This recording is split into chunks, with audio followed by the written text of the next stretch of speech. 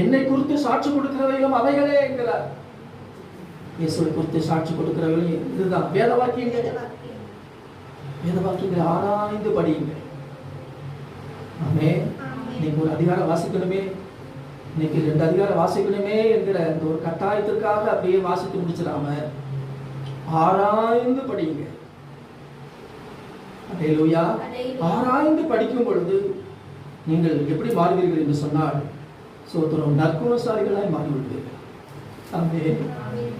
அப்போஸ்தலர் 17ஆம் அதிகாரம் 11வது வசனத்தில் விதமாய் வாசிக்கின்றோம். இந்த பெரோயா பட்டணத்தார் மனோ வாஞ்சியாய் வசனத்தை ஏற்றுக்கொண்டு காரியங்கள் இப்படி இருக்கிறதா என்று தினந்தோறும் வேத வாக்கியங்களை ஆராய்ந்து பார்த்ததினாலே தெசலோனிக்கேயில் உள்ளவர்களை பார்க்கலாம் குணசாலிகளாய். ஆமே. ஒரு மனுஷனை நற்குணசாலியாய் மாற்றுவது எது? வேத வாக்கியம். ஆகவே அதை என்ன செய்யுங்கள்? ஆராய்ந்து படியுங்கள், அதை விசுவாசியுங்கள், அப்படியே உள்ளத்தில் பதித்து வைத்துக் கொள்ளுங்க. சோதரம் வேத வாக்கியம் ரொம்ப முக்கியம். அதான் இயேசுவை குறித்து தீர்க்கதரிசிகளால் சொல்லப்பட்ட அத்தனை வேத வாக்கியங்களும் எல்லாமே நிறைவேறியது என்று சொல்கிறேன். இயேசுவை குறித்து சொல்லப்பட்ட வேத வாக்கியங்கள் அத்தனையும் என்ன பண்ணிருந்தது? நிறைவேறியது. அதான் இயேசுவை சொன்னார்.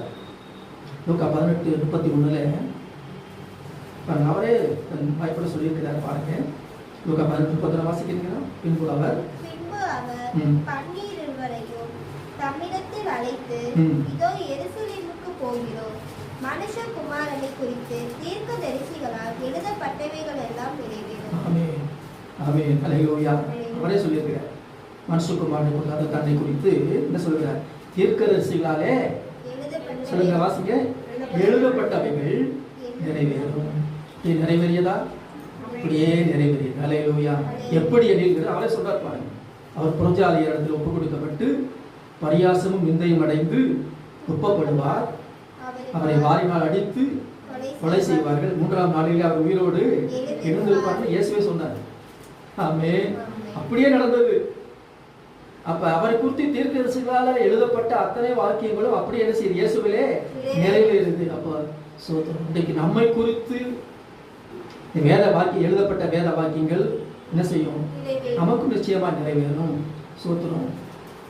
இந்த கண்பாளர்களே, அப்ப இன்றைக்கு நம்மளும் நிறைவேறும் என்கிறதை ஆணித்தரமாய் விசுவாசியுங்கள். நம்முடைய விடுதலையை குறித்து அதில் காமிச்சுக்கோங்க. சிலுவையில் அறையப்படுகிறது குறித்து சொல்லுங்க. அவர் இயேசுக்கு சிலுவையில் அறையப்பட்டார். இன்னைக்கு நம்முடைய விடுதலையை குறித்து, வெற்றியை குறித்து,